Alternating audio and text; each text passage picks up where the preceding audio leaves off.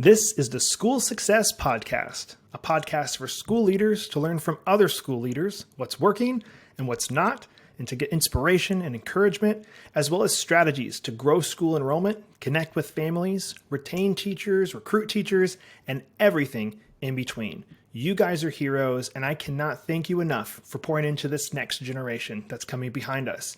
My goal is you will take at least one thing away from every episode that you can take back to your school to make it better than it is right now. Please enjoy the School Success Podcast. This podcast is brought to you by the Herzog Foundation. Time for school. Hey, School Success Makers. Welcome to another edition of the School Success Podcast. I'm your host, Mitchell Slater. I'm joined by a new friend, Madeline, out of the great state of Kansas. They're in Lawrence, Kansas, and she is the director of Limestone Community School. And they are doing some really cool things in the state of Kansas. And when I first chatted with her, we talked about some of the different options that we could do with the podcast. We came across a couple that I'm pretty excited about diving into today. So, of course, we are going to talk about her school, Limestone Community School, but we're also going to dive into two fun subjects, which these are some of my favorite episodes to do, which I was telling Madeline this before we started recording, that I really like diving into a couple of specific topics that you guys can then take back to your schools to make them better than they are right now. And some of those two topics, the two ones we're going to talk about today, are how to create community partnerships, which I think is so vitally important, but I think maybe some of the schools just need some tools in their tool belt to make that work and do better at that. And then the second one is just project-based learning. So maybe you're a school who does project-based learning, or you've looked at doing it, or maybe you've never heard about it. We're going to dive into what exactly that is and if that's something that your school could potentially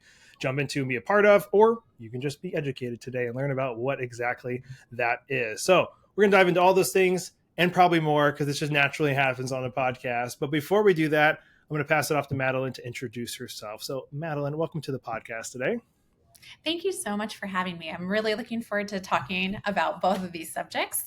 I think they're really interrelated, so I'm looking forward to it. Awesome. Yeah.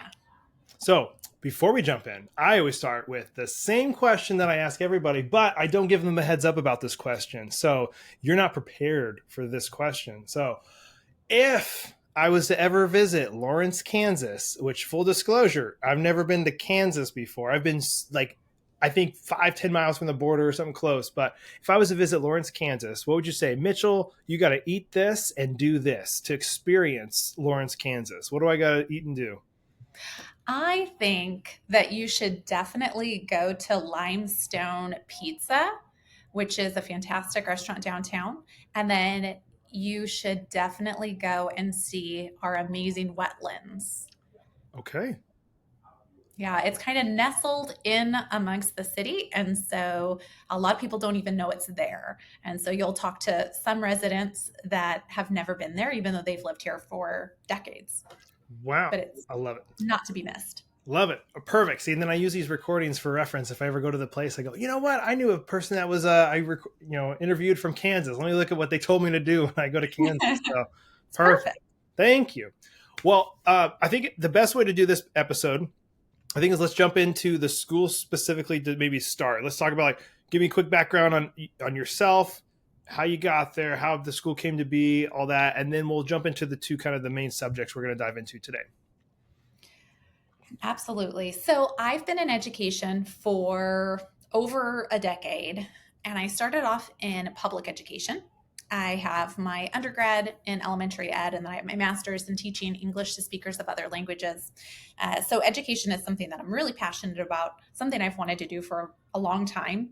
And then once I got into the public school system, I realized it was really hard for me to do exactly what I wanted to do. It was difficult to fit project-based learning into a traditional schedule. And so I decided that I wanted to start my own school. So Limestone Community School was born. We just started our third academic year. And so we're still pretty young, but really came out of that desire to play with a traditional schedule. Can we pull that apart? Can we reconfigure it to make it work for what we believe is really important about education and what we believe students really need? And so then we were able to make project-based learning, the foundation, and then grow everything from there.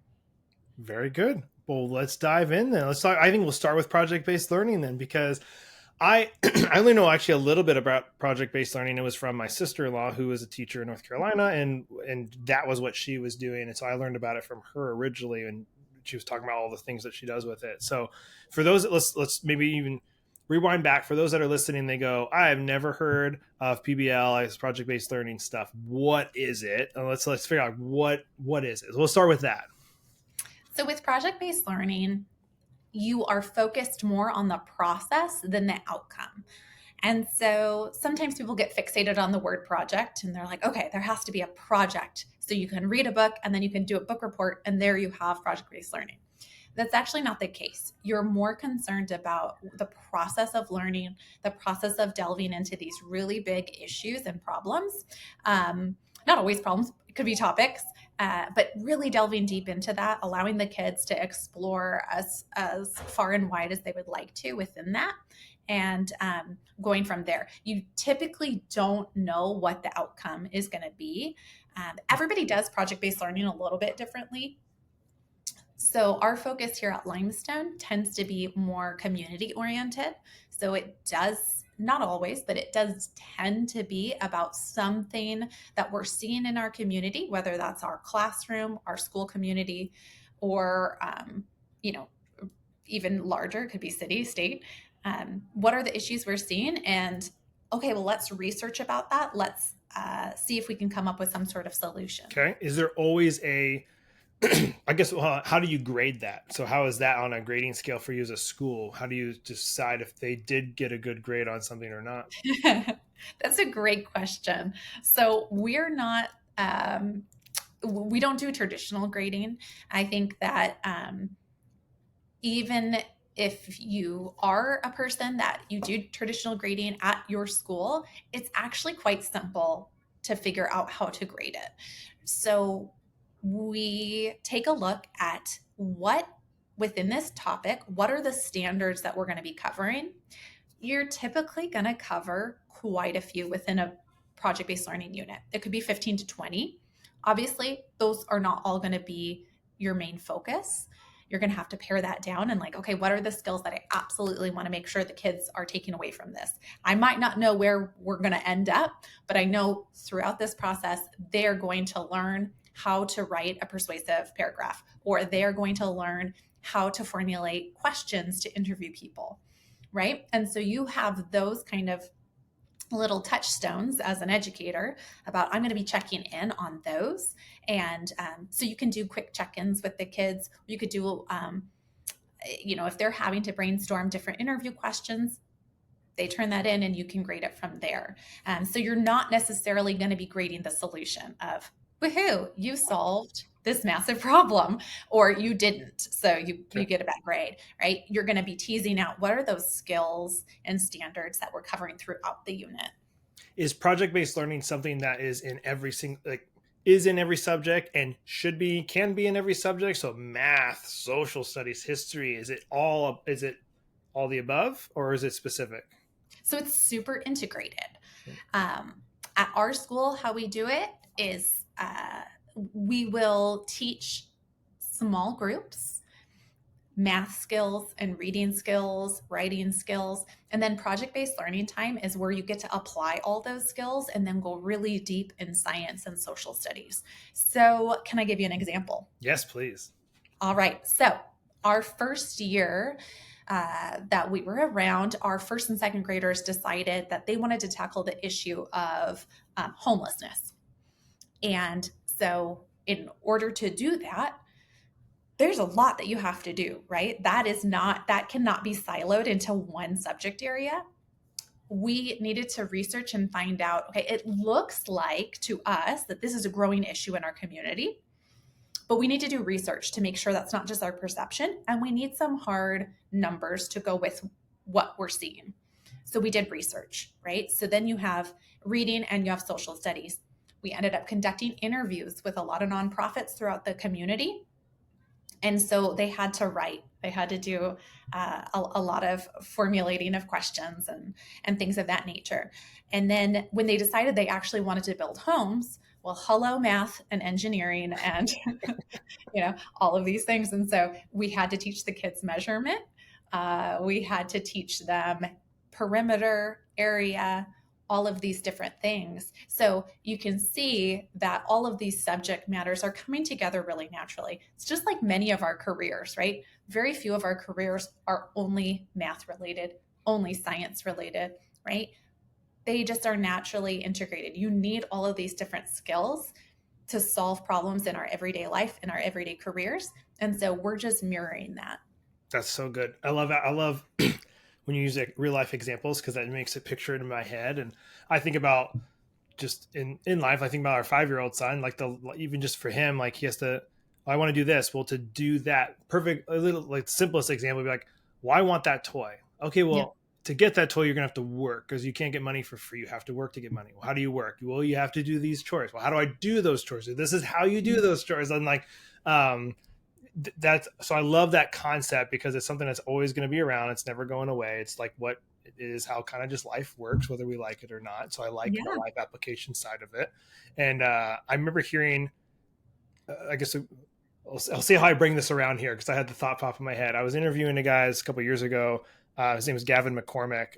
He's from Australia, and he's really big in Montessori education. He was talking about how they do like Montessori classes, and it reminds me of this a lot. And I don't know if there is maybe that is what it is, and they don't call it that or something. But he was talking about kids. He's like, hey, we're going to learn about.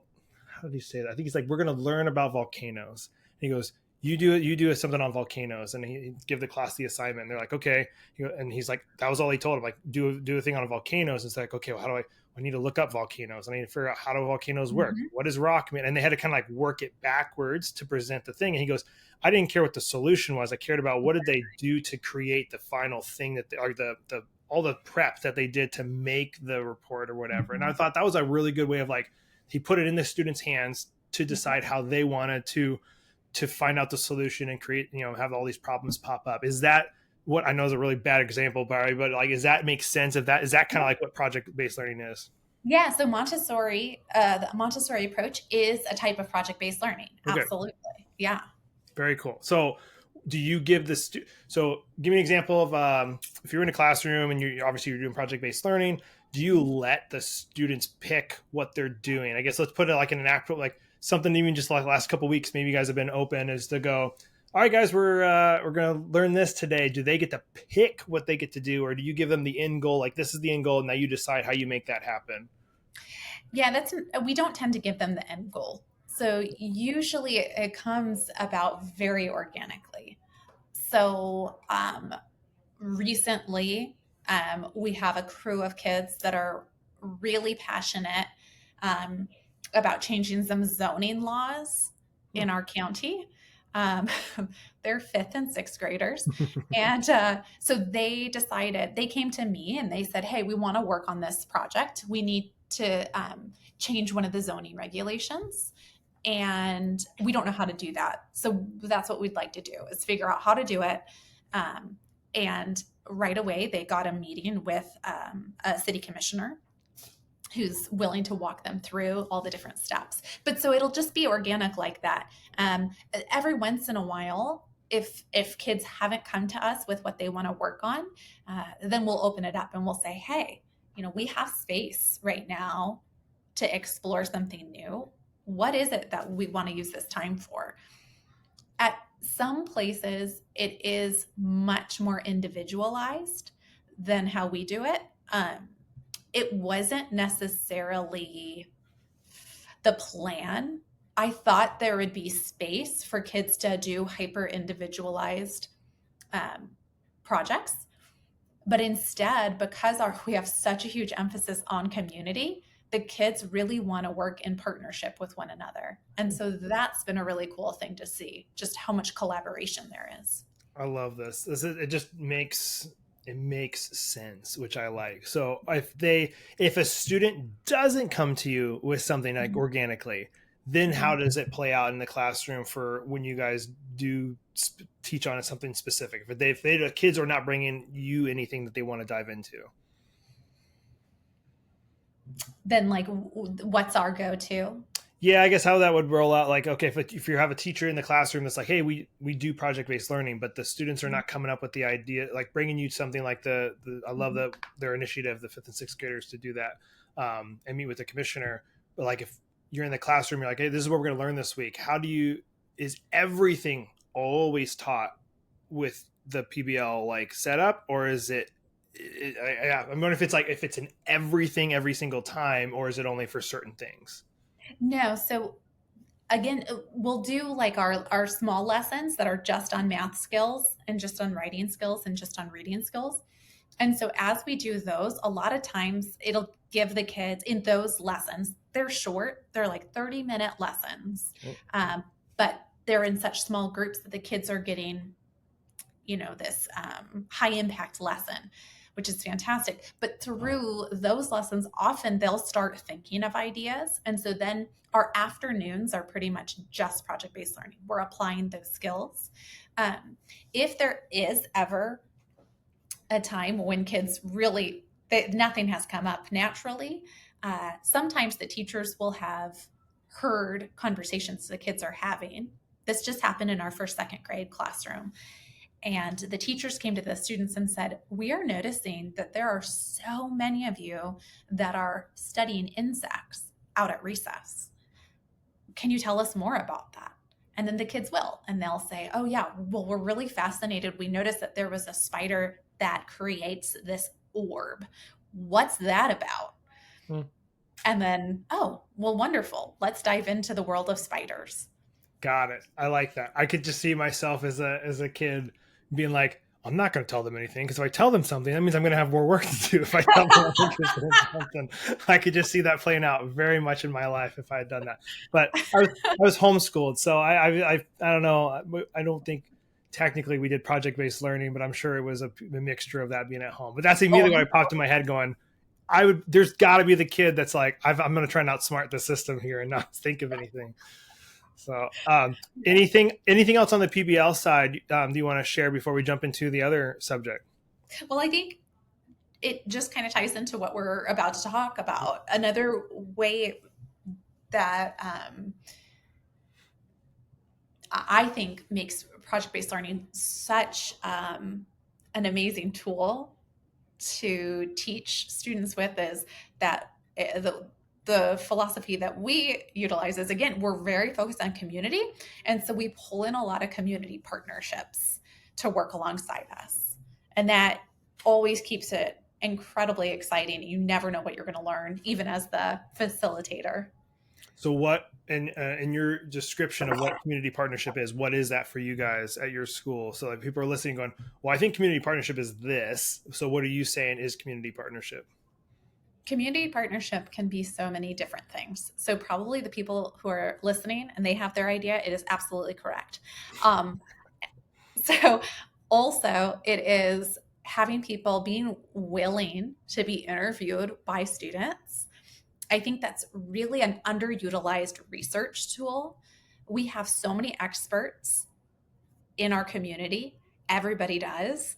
And so to actually go and interact with them is huge. It is affirming for the person who is an expert, and it is also really enriching for the kids. It is so different than reading an article to actually get to speak to the person who wrote the article, right? And to get all of the nuances that are lost in a written page.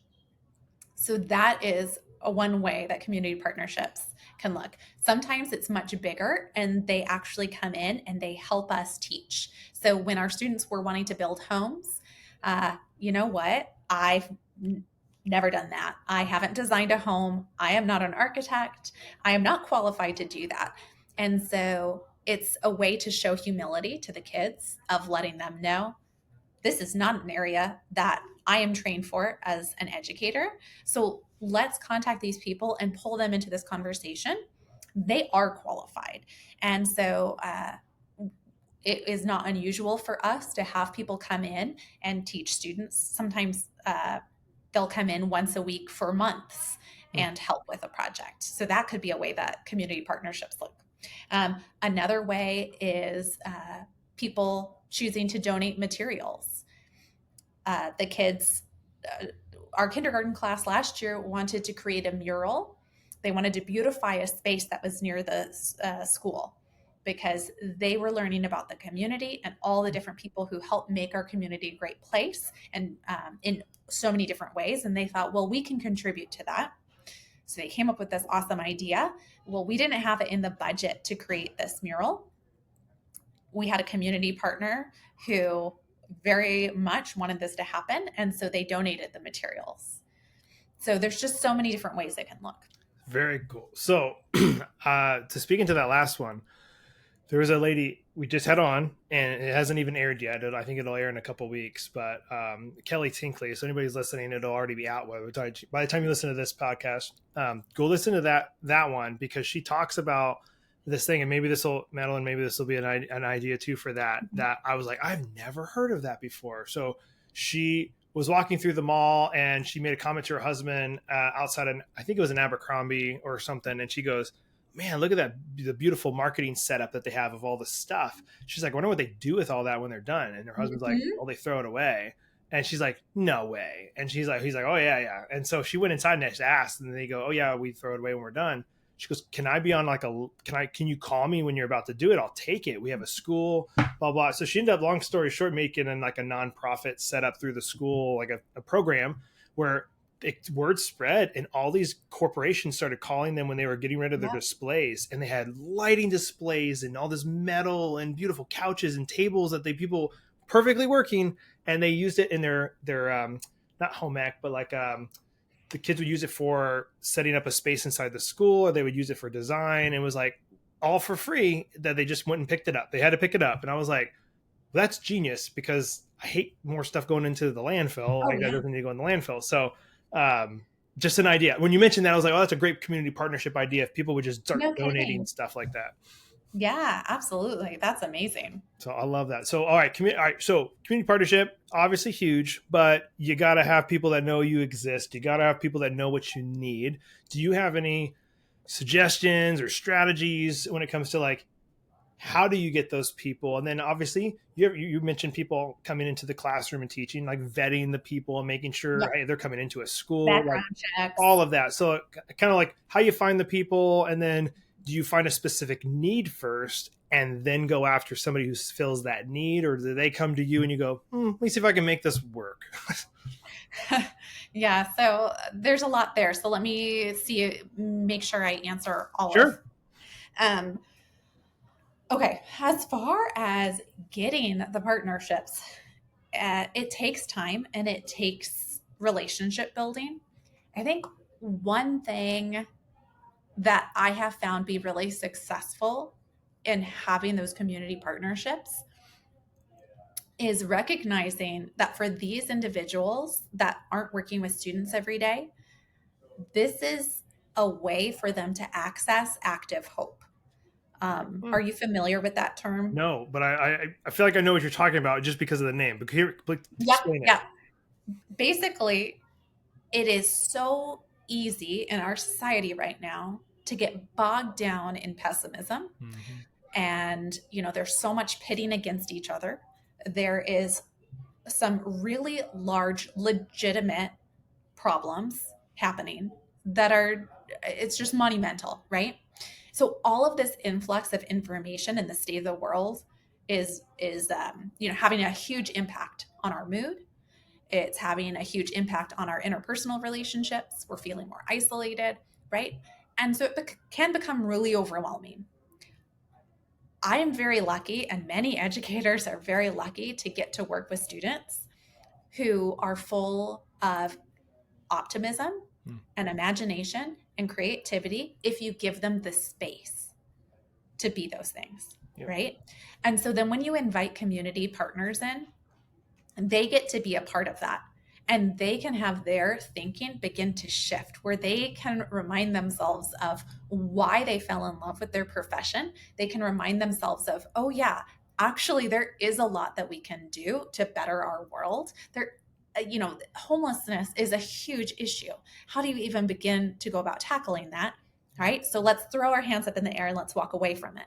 Or let's look at it from a different perspective and engage with kids who are wanting to solve this, and we can regain our hope. So active hope, it is exactly what it sounds like. It is hope in action.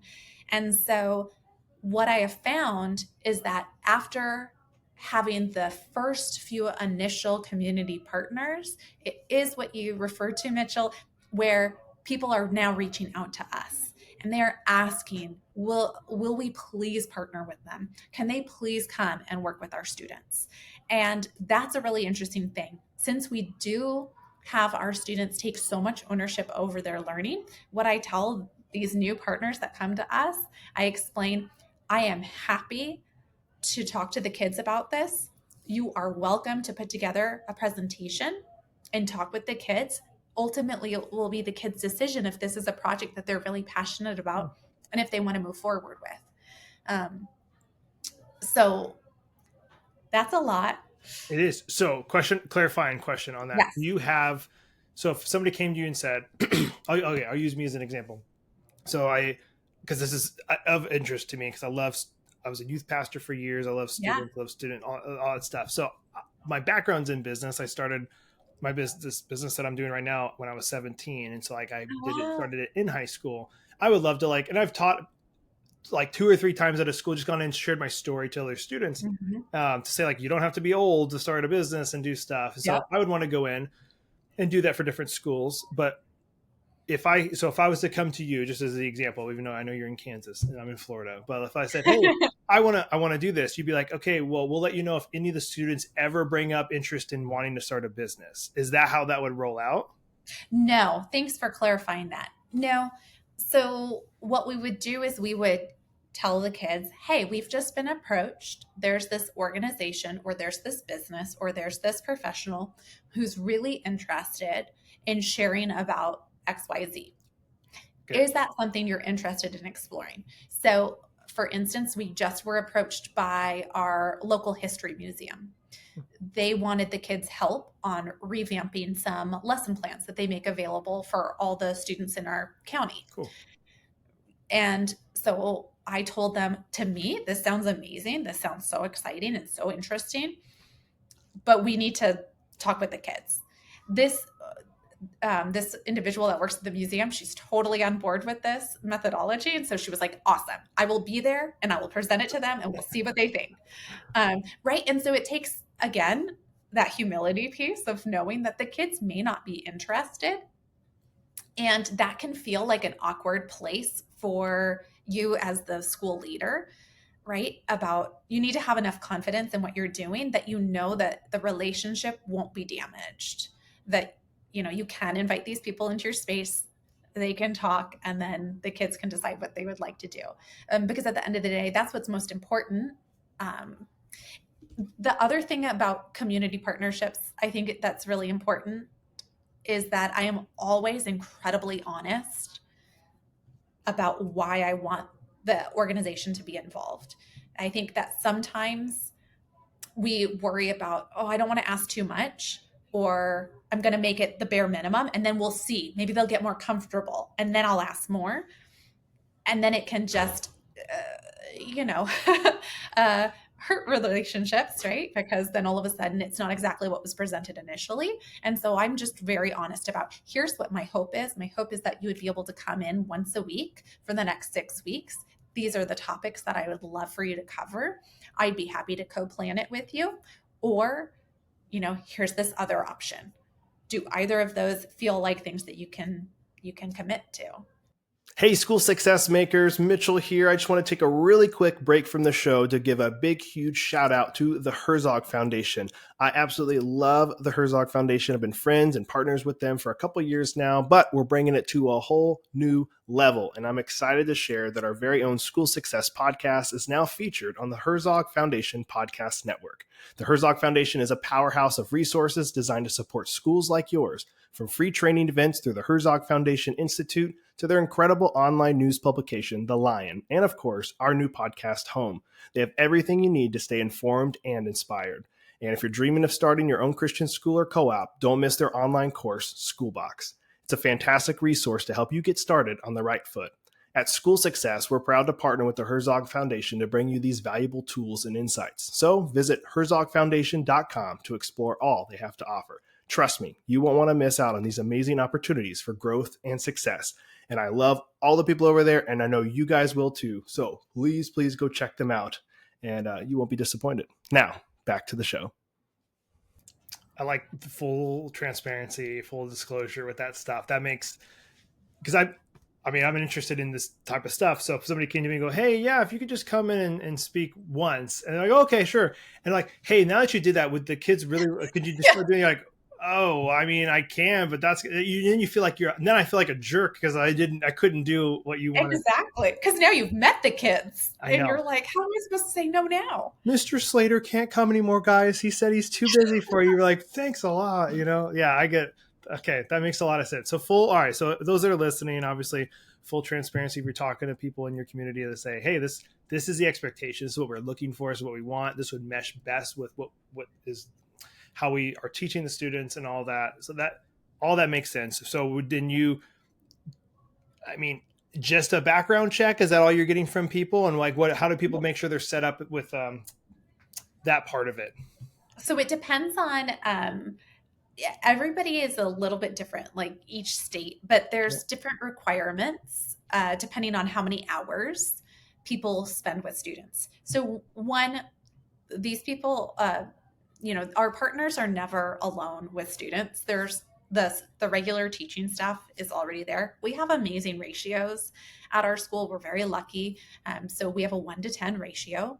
And so there's plenty of adults. But yes, if there's, you're coming in one time for 45 minutes to give a little presentation, then we don't need to do a background check, but it should be someone that we've already vetted in other ways, right? We've talked to their supervisors, we've talked to many individuals to vet them. And then, yes, we do run background checks through KBI, Kansas Bureau of Investigation. Do you ever let, again, I'm thinking of questions I have, but also maybe this other school leaders that are listening, what they might have. Do you let the families of the students know we have a guest coming in who is coming in on this day, like just in case they would want to know that, or like cause any hey, I don't want that person coming in and speaking if they maybe knew them in the community and didn't want, I don't know if that's ever happened before, but do you let parents know? Yeah. So we are in, again, we're a very small school. And so we're in pretty frequent communication with our parents. Okay. We have about 65 students. And so we see our parents every morning and every afternoon. So we talk with them a lot. So we may not send out an email, but it may just be like, hey, today we're going to be having architects come in from this architecture firm. Or certainly they know when we're taking field trips and going and interviewing people. But yeah, so a lot of that communication is going to be very informal, just at drop off, pick up. We have never had any parents be disappointed about having these professionals come in. They've always been incredibly excited. Good. So luckily, no bad blood that we've discovered. So I think I have one more question, and then obviously if you have anything else to share on this part, and we kind of touched on this a little bit, but those that are listening to go, I want more of that. How do I find more of those people to come in? Do you suggest like all the teachers, just if they come across somebody when they're out at the local grocery store and they're like, hey, like this is they're really good at what they do, or they serve a really specific need, just point blank asking them and then handing over a card of the head of school, hey, reach out if you'd be interested in teaching at our thing. And do you send it out to parents and say, do you know anybody in these specific areas that'd be willing to volunteer to teach? Like, do you have a specific way that you have been kind of not advertising that, but like getting more community partnership that has worked well for you? So I think if you are just starting off and you do not typically have people come in and help and work with your students in this way, you should start off very slow and not very slow, but like within your inner circle. So think about who of your friends have careers that maybe you haven't thought about through that lens. But how could they become involved? So I had a friend who is a creative writer. And so he came in and he helped edit stories one-on-one with kids. Cool. And so we had these little writer workshops, right? And so that was one of the first ways I got started. And then just branch out from there. Pretty soon, people will naturally find out that this is what you are doing. It'll ripple out. So I would be looking at friends and family first. Zoom is a great way to get people to come in. And so even if they don't live close by, okay, who do you know that does something related to what you're wanting to research? Then from it, once you've kind of tapped that, I would also then look at parents of your students and how can they come in. And then, like I said, word just starts to spread. That's at least what I have found to be the case.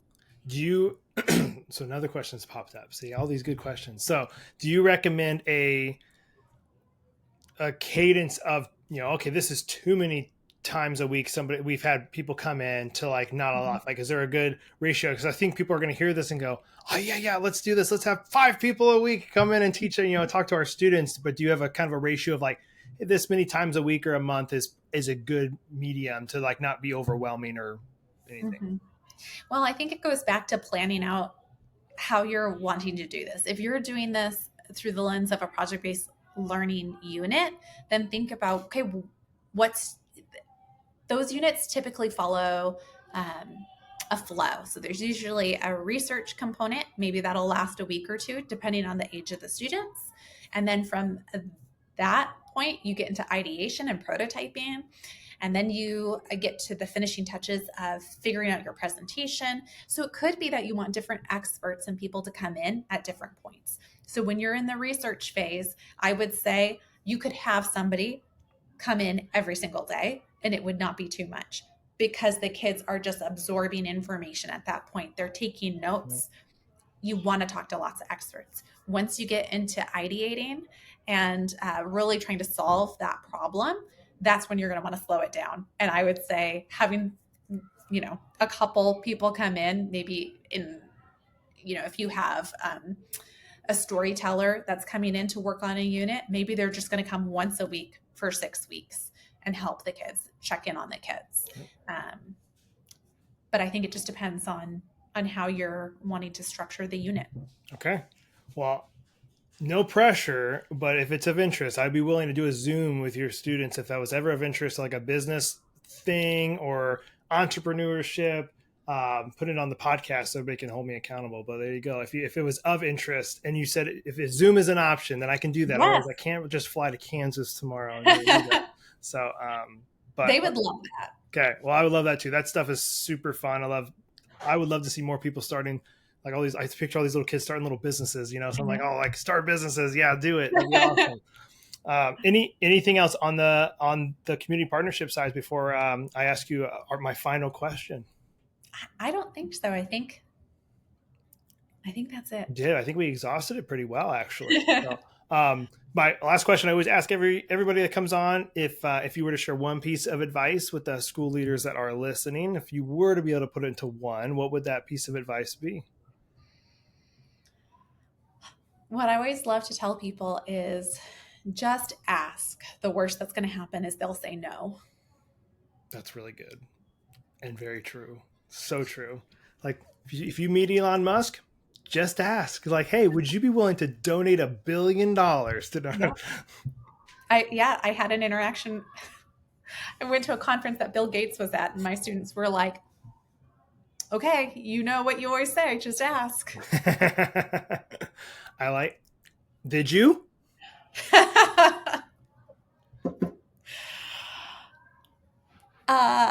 In a way, yes. Oh, the kids wrote him a letter, and I got it delivered to him. All right. Hey, was there even an acknowledgement or answer ever that came from No. it? Okay, that's fair. No, it was not. That's fair. Whether this ruffles any feathers of people who listen to this or not, I just find it funny. So like I grew up in Alaska, and so no matter what, this really is not a politically driven statement that I'll say or anything, but like I officiated basketball for fun up there and for money. And I officiated Sarah Palin's kids. So those that even, that's been so long ago now that people don't really know her, but so she was our governor, and obviously during that time and later she was the vice presidential candidate with John McCain. And so we'd see her all the time. It's a small town that she grew up in, it really was. And so, but I officiated her daughters. I played football with her nephews. So just kind of connected with that family. Well, I was like, when my wife and I got married a decade ago, I was like, well, I'm gonna invite Sarah Palin to the wedding, because her daughter told me I had to invite her because I refed her, and she's like, oh, you're getting married. Oh, you should invite us to the wedding. And I was like, okay. So I wrote a letter and I sent an invitation to them, and I was like, they're not going to come, which they did not come because we had it in North Carolina. But she did send us a card, and she sent us a card from the office of Governor Sarah Palin or whatever. And I was like, and she signed it. And I was like, hey, you know what? I sent it, and sure enough, here she sent something back, and I thought that was just kind of funny because it was like a joke. I was like, there's no way there's gonna be any acknowledgement from this, right? And she proved you wrong. There you go. So just ask. I love that. I think that's it's just you never know. And there's a way, I don't know if I can remember this as I'm talking about it well enough, but you obviously you don't know until you ask. I think people are surprised when they get something because the person has never been asked before. I know this is like fundraising thing when I've dove into fundraising. They're like, well, somebody will never give. Well, people only give to those that usually ask. And it's like, nobody's asked. And so they're not like going to give more. And I'm like, I know that's how I am. Like, I'll see an organization go, oh, it's cool. I love what they're doing. But if a kid was like, oh, hey, we're trying to do this, would you be willing to donate? I'm way more apt to do that if he's personally asking me to do it. So there's a lot of power in asking. And I've shared this multiple times on podcast episodes, but I'll share it again because I just think the principle of it is good to go off of just ask. So I love this. Was my friends like strive for no's every day. Like, because if you strive for no's, like you're kind of pushing the limits a little bit. And he shared the simple thing of going to the airport.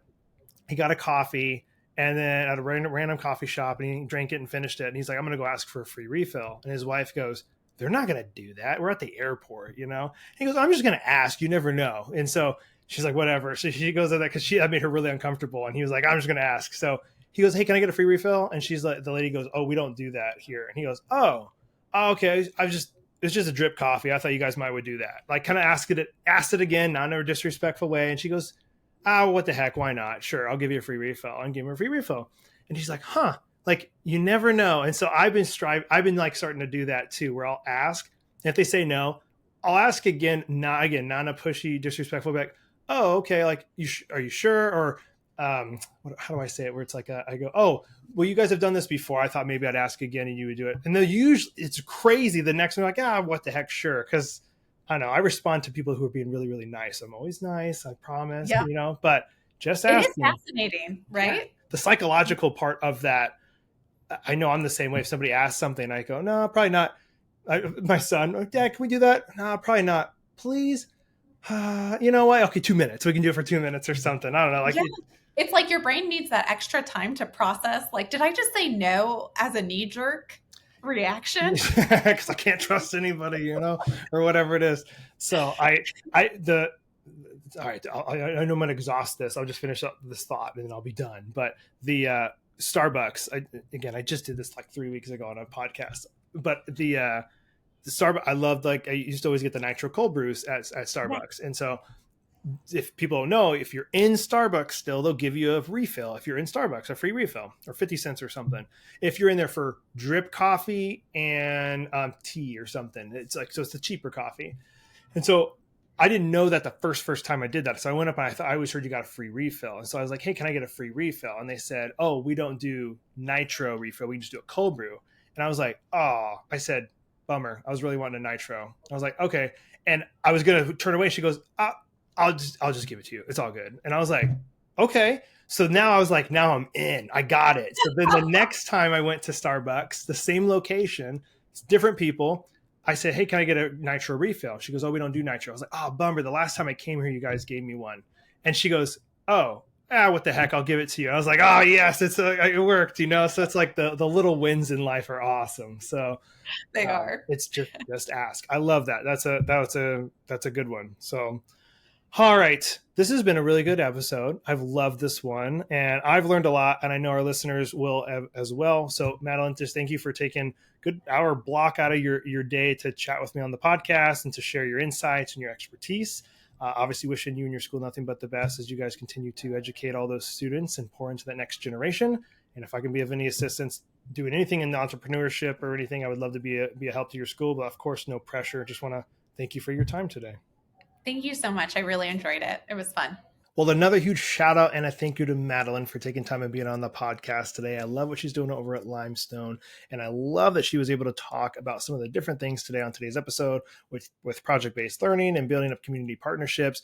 Both super valuable insights that I'm glad she was able to speak into, that I'm hoping you guys were able to take some of that stuff that she shared today that you can then take back to your schools to make it better than they are right now. And maybe it's a piece of adding project-based learning into the school if you don't already have that. Or maybe it's saying, oh, we don't have community partnerships. Man, I need to build up community partnerships because there's these people out there that probably would love to help our school, and I just have never asked them. And so I loved your advice there at the end. Just ask. How many times have you maybe missed out on something because you didn't ask somebody who might be willing to give to your school, help your school in more ways than one? So really hoping you guys are taking even more than one thing from today's episode that you can take back to your school. In addition to all this, guys, man, we have 3 free resources for you that we want to make sure that you're not missing out on, that you can be a part of our community and all the things we're doing here at School Success. And the first one is what you're listening to right now. It is the podcast. Free episodes dropping every Monday. We want to make sure you're not missing. So hit the big subscribe button. And if you haven't rated our podcast, we would love a 5-star review. It does take a lot of time and effort and energy to put these out, but our team here at School Success, they're amazing. They continue to do great work putting this content out regularly, so you guys have things that you can learn regularly every week, and also have a community around you that's here to support you and love you and be here for you. So podcast is huge. Subscribe to that, as well as rate it if you haven't already done that. And then we have a report that goes out every Monday called the School Success Report that you can sign up for on our website, schoolsuccessmakers.com. That goes out every Monday. That just gives you some different articles our team has written, some blogs, some teacher shout outs and highlights that we do in there, as well as dropping some different information about the podcast. So we want to make sure you are not missing out on that. We have over thousands of people that are actually on that list. So we want you to be a part of the other thousands upon thousands of teachers that get that every single Monday in their inbox. So go be a part of that. And then we also have our Facebook community that is called School Success Makers, that if you're not a part of a community besides the one that's inside of your school already, you need to go join the School Success Makers community on Facebook. Go there. You can ask questions, meet other teachers across the country, and just get plugged in and have a different place to kind of, maybe if you need to vent something or ask a question, that's what that's there for. But I'm personally in that community, would love to see you in there as well. But those are our 3 free resources we want to provide to you from School Success, and wishing you guys obviously nothing but the best as you continue to grow and educate all the students that are under your care and making your school better. We're here to help you do just that. We'll be back here next week with another amazing guest as usual on the School Success Podcast. We'll see you then. The views and opinions expressed in this program are those of the speakers and do not necessarily reflect the views or positions of the Herzog Foundation.